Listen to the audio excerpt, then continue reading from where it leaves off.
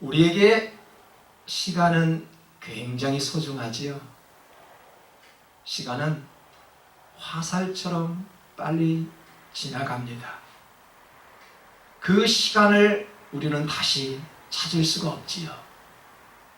한번 지나간 시간은 영원히 돌아오지 않는다는 말입니다.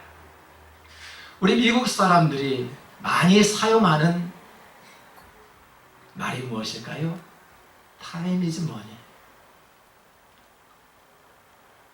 벤자민 프랭클린이 했던 말입니다. 시간이 돈이래요. 그만큼 우리 시간은 중요하다는 이야기지요.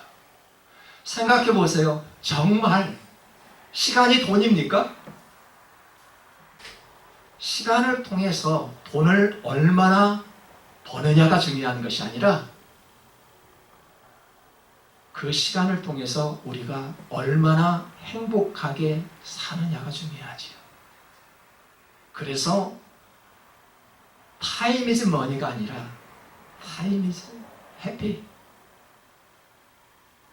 시간은 행복이라는 이야기죠. 왜 그럴까요? 우리 인생의 목적은 성공이 아니지요. 우리 인생의 목적은 행복하게 사느냐가 달려 있습니다. 아, 그 사람 성공했어가 아니라 그 사람은 참으로 행복한 사람입니다. 라고 말할 수 있어야 합니다. 에베소서에서 세월을 아끼래요. 여러분, 시간을 아끼고 계십니까? 어리석은 자가 되지 말고 오직 주의 뜻이 무엇인가를 이해하래요. 부패한 세상에는 더 많은 소금이 필요합니다. 어리석게도 이 세상 사람들은 지혜롭지 못하는 사람들이 많아지고 있다라는 것이지요. 정치인은 정치인답게, 의사는 의사답게, 군인은 군인답게, 남자는 남자답게, 여자는 여자답게 살아가야 하는데 그렇지 못하고 있다는 것입니다. 자기 정체성을 알지 못하고요, 자기의 뜻이 무엇인지를 이해하지 못하고요, 이성을 잃고 살아간다는 것입니다. 그래서 이 사회는 혼란스럽게 변화되고 있다는 이야기죠. 사람들은 성경대로 살지 못할 때 가장 힘이 듭니다. 하나님은 질서의 하나님이시라고 그랬지요. 가정에도 질서가 있고 교회에서도 질서가 있어야 되고 사회 모든 공동체에서도 질서가 있어야 합니다. 왜요? 인간을 창조하신 하나님은 질서의 하나님이시기 때문에 그렇습니다. 밤하늘의 별들을 한번 보십시오.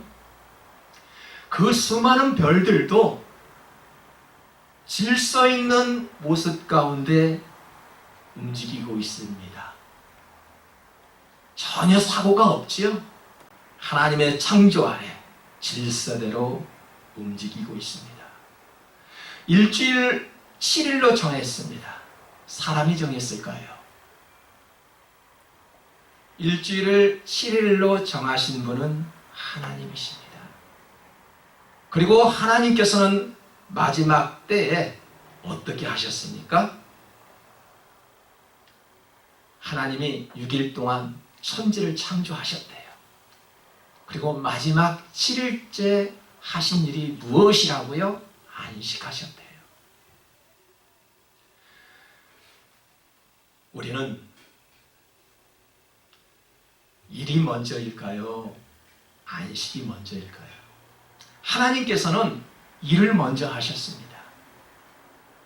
그리고 마지막 7일째 안식을 하셨습니다. 자, 여기서 한번 질문해 볼게요.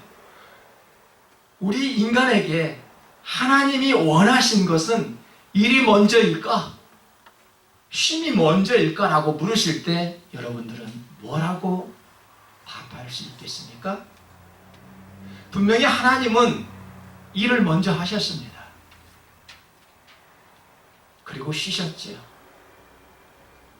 우리는 하나님과 다른 모습 가운데 먼저 쉼을 얻어야 합니다.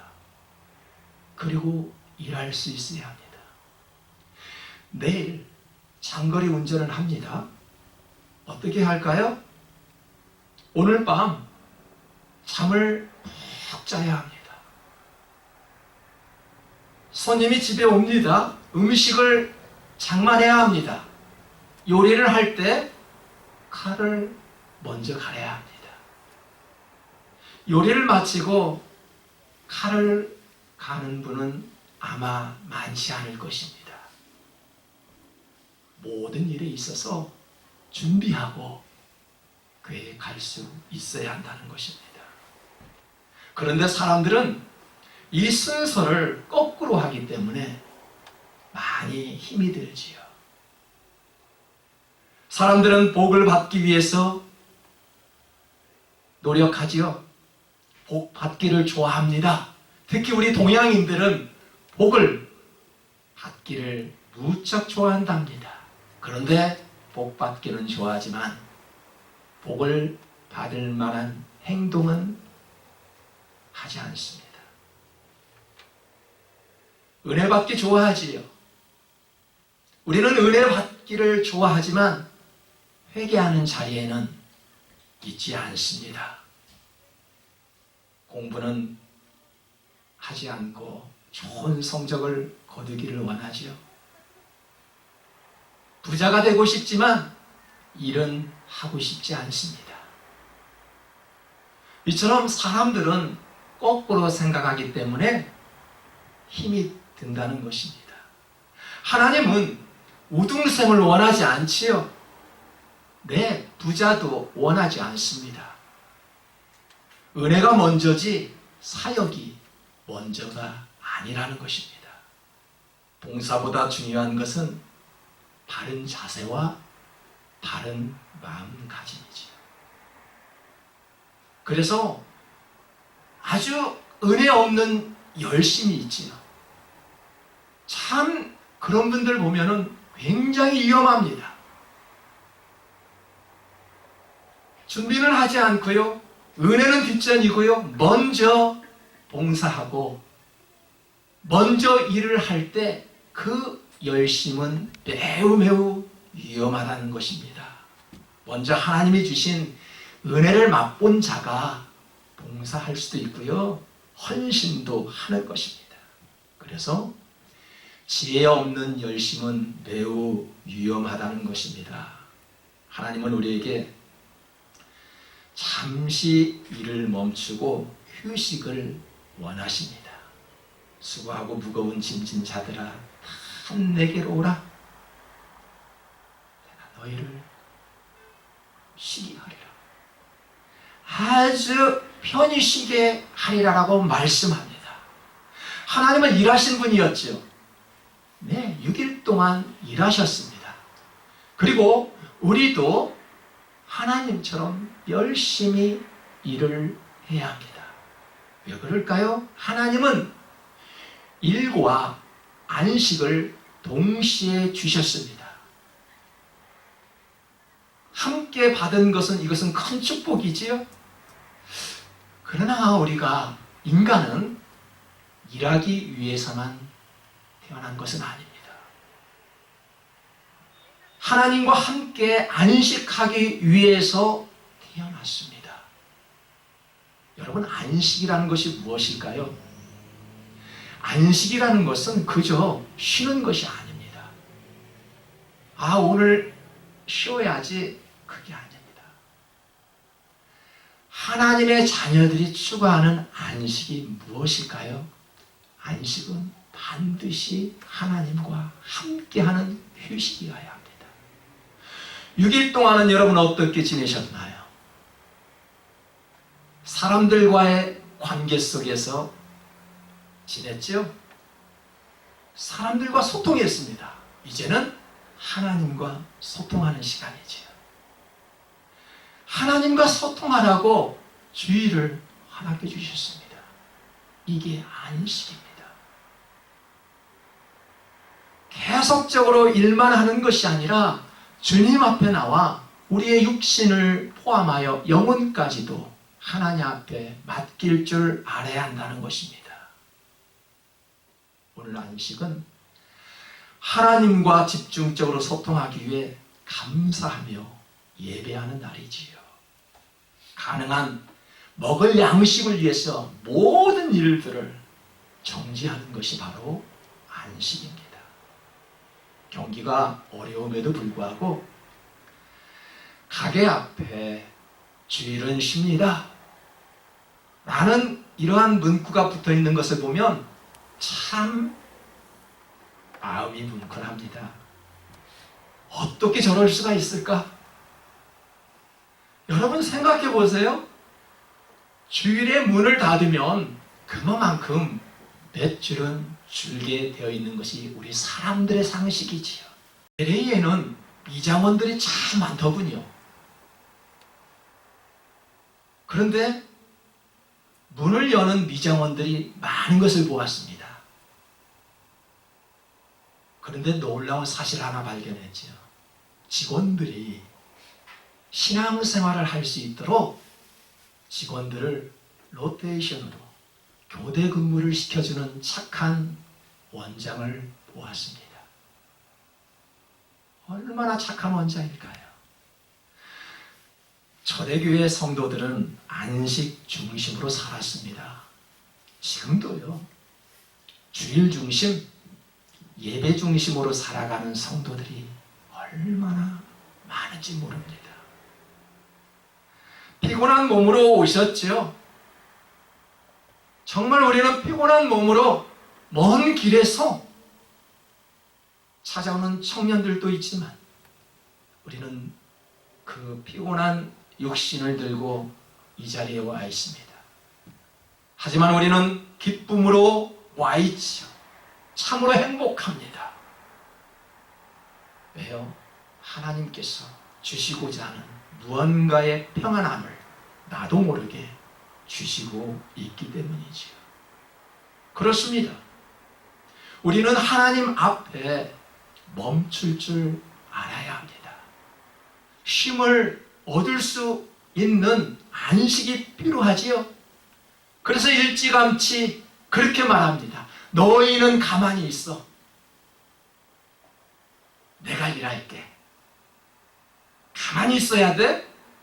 내가 일할 거야? 하나님께서 그렇게 말씀하셨어요. 가만히 있어. 내가 싸울 거야. 너 대신 내가 싸워줄 거야. 여러분, 말씀 기억하십니까?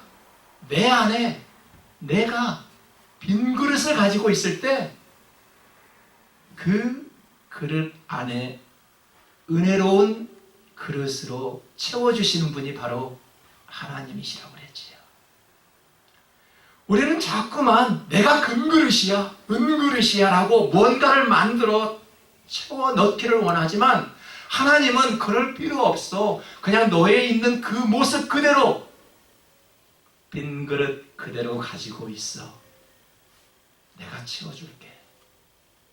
그래서 우리는 금그릇이 되기를 원하는 것이 아니라 그냥 하나님께서 나를 이대로 만들어주신 그 모습 가운데 그냥 빈 그릇을 서로 가지고 있을 때 하나님이 은혜의 그릇으로 채워주신다는 것입니다.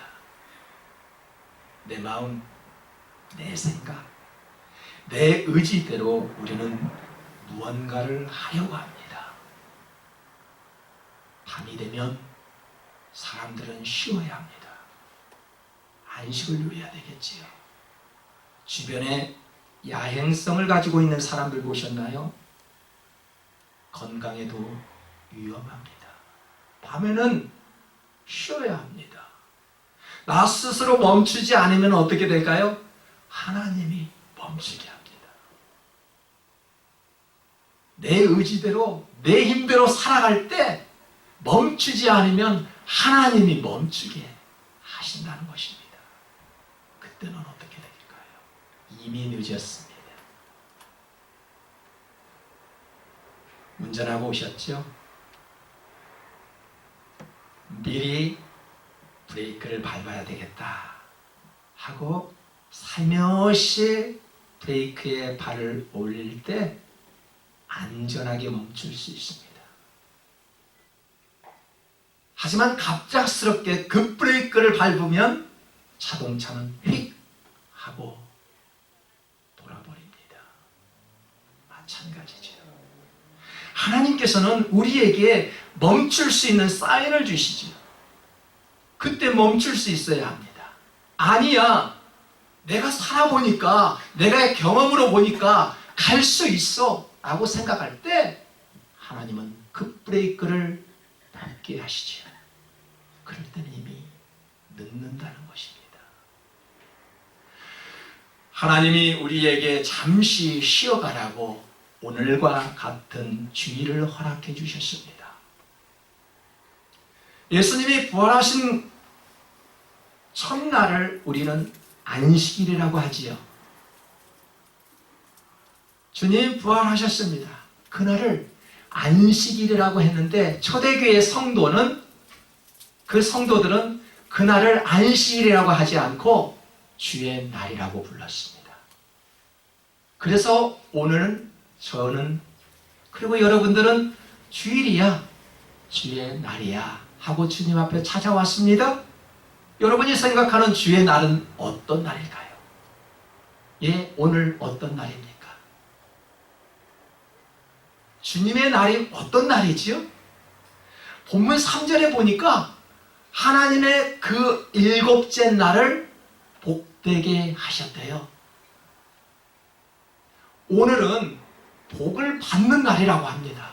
왜요? 하나님이 주일을 복되게 하셨기에 우리는 주일을 통해서 복을 받을 수 있어야 한다는 것입니다. 주일은 복받는 날이라고 분명히 성경에 기록되어 있네요. 자, 그렇다면 이것을 믿는 사람들에게만 복이 임할 수 있겠지요. 어떤 사람일까요? 하나님의 안식에 참여하는 모든 사람들에게 복이 되도록 하셨다는 것입니다. 모든 사람들에게. 하지만 주님의 날이 복받는 날이요, 은혜 받는 날이라고 생각하는 그런 백성들에게만 복이 임할 수 있다는 것입니다. 출애굽기에서도 똑같은 말씀을 하였습니다. 엿새 동안은 일을 했지요. 그런데 하나님께서 마지막 날은 쉬었다라고 말씀합니다. 그러므로 나 여호와가 안식일을 복되게 하여 그날을 거룩하게 하였느니라. 자, 고대 사회로 올라가면 올라갈수록 사람들은 일을 많이 했지요. 여러분들 부모 세대들은 얼마나 많은 일을 했는지 몰라요. 그때는 농경 사회였기 때문에 일을 많이 할 수밖에 없었습니다. 과거에는 얼마나 더 많은 일을 했을까요? 아예 노예처럼 일을 했지요. 사람은 죽도록 일만 하는 그런 노예들이 아닙니다. 미국 서부에 살고 계시죠? 서부에 살면 금강촌 한 번쯤은 가보셨을 것입니다. 가보셨나요? 가보면 사실 금도 없습니다. 별거 아니에요. 서부에 금이 나온다고 하니까 그 멀리 사는 동부 사람들이 금을 캐기 위해서 서부에 쏜살같이 달려갔습니다. 말을 타고 마차를 끌고 많은 사람들이 달려갔지요. 여기 서부 사람들도 마찬가지입니다. 가깝지만 금을 캐기 위해서 너나 없이 달려갔습니다. 먼저 달려가 울타리만 치면은 내 땅이 될 수 있으니 먼저 가는 자가 임자였습니다. 그래서 쉬지 않고 금을 캐러 달려갔습니다. 그 당시에도 우리처럼 예수를 믿는 사람들이 있었습니다. 예수님을 믿는 사람들은 이것을 알지요. 안식일을 지키라. 주일을 거룩히 지키라. 하나님이 하신 말씀을 배반할 수가 없었습니다. 나도 금을 좋아하고 나의 땅을 차지하기 위해서 달려가고 싶었지만 주일을 지키고 그 다음날 떠나야만 했습니다. 누가 먼저 도착했을까요? 막상 가보니 예배를 마치고 그 다음날 금을 캐는 장소에 도착해보니 아무도 오지 않았습니다. 왜 그랬을까요? 쉬지 않고 그 멀리 동부에서 달렸던 마차도 부서지고 말았고 말조차도 힘이 없어 쓰러졌고 많은 사람들이 질병에 걸려 쓰러져 있었습니다.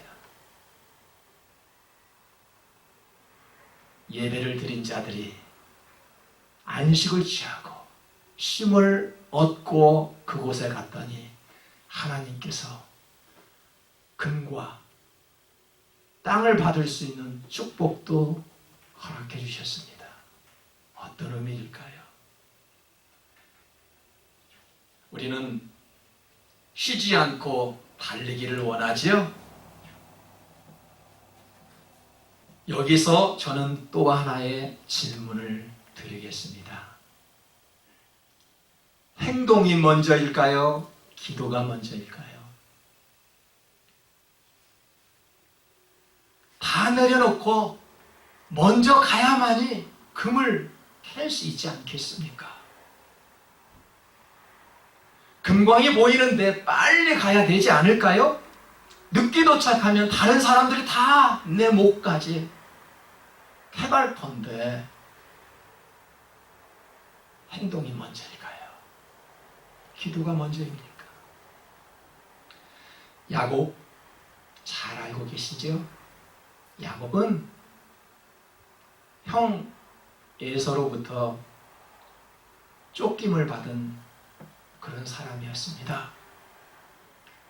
죽이려고 달려든 형으로부터 멀리 도망쳐야 되지 않을까요?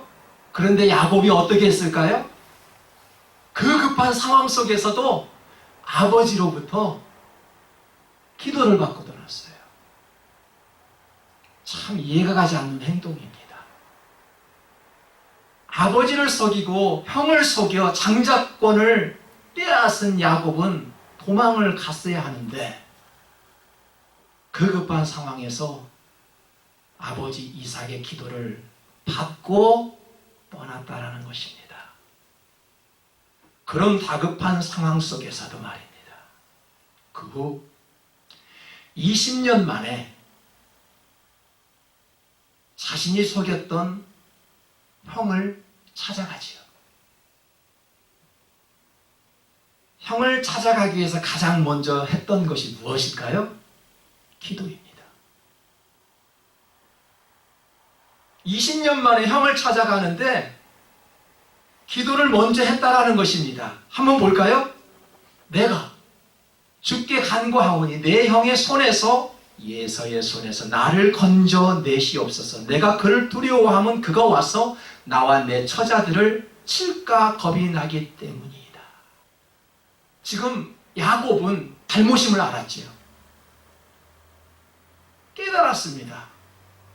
이제 뉘우쳤습니다. 오늘날 자신의 실수를 인정하지 않는 사람들이 얼마나 많은지 몰라요. 내가 힘들게 했는데도 불구하고 자기 실수를 인정하지 않아요. 주변에 그런 분들이 있다면 오늘 이 야곱의 모습을 좀 보았으면 합니다. 자신의 잘못에 대해 말하기를 너무너무 힘들어하는 사람들은 야곱을 통해서 좀 배워야 합니다. 신앙인들이 이 속임수에 능한 야곱을 좋아하는 이유가 무엇일까요? 이 배신자와 같은 야곱 왜 좋아합니까? 부모를 속였어요. 형을 속인 왜 야곱을 왜 좋아합니까? 한번 묻겠습니다. 왜 좋아하죠? 비록 20년이라는 세월은 흘러갔지만 형과의 관계를 직면하고 해결하기 위해서 형 에서를 만나기 위해 먼저 기도하였습니다. 하나님, 나의 형 에서가 두렵습니다. 나의 자손, 나의 처를 죽일까 염려스럽습니다.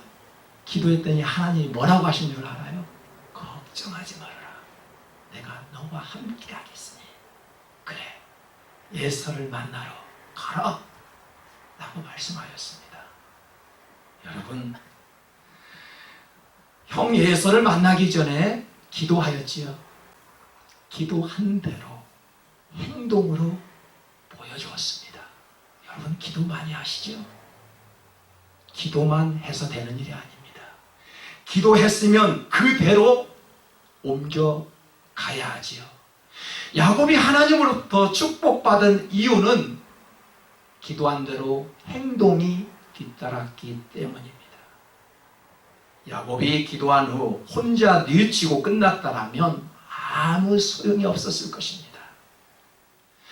형 에서와 화해하기 위해서 행동으로 옮겨갔습니다. 어떻게 했을까요? 어떤 행동을 했을까요? 에서를 만나기 위해서 야곱은 어떻게 했을까요? 형의 감정을 풀어주기 위해서 예물을 많이 준비했대요. NIV 보니까 기프트라고 그랬어요. 선물을 준비했어요. 형의 마음을 추스르기 위해서 많은 선물을 준비하였는데, 그것도 저 자식들이 보는 앞에서, 종들이 보는 앞에서 자기 형이 보일 때 땅에 엎드려 7번을 절하고 형 에서를 만났습니다. 여러분, 기도한 후에는 이와 같은 정성과 마음이 있을 때 분노한 형의 마음을 녹일 수도 있었지요. 그 후 정말 아름답고 뭉클한 장면이 있습니다. 에서가 달려와서 그를 맞이하여 안고 목을 어긋맞추어 그와 입맞추고 서로 오니라. 에서가 누구라고요?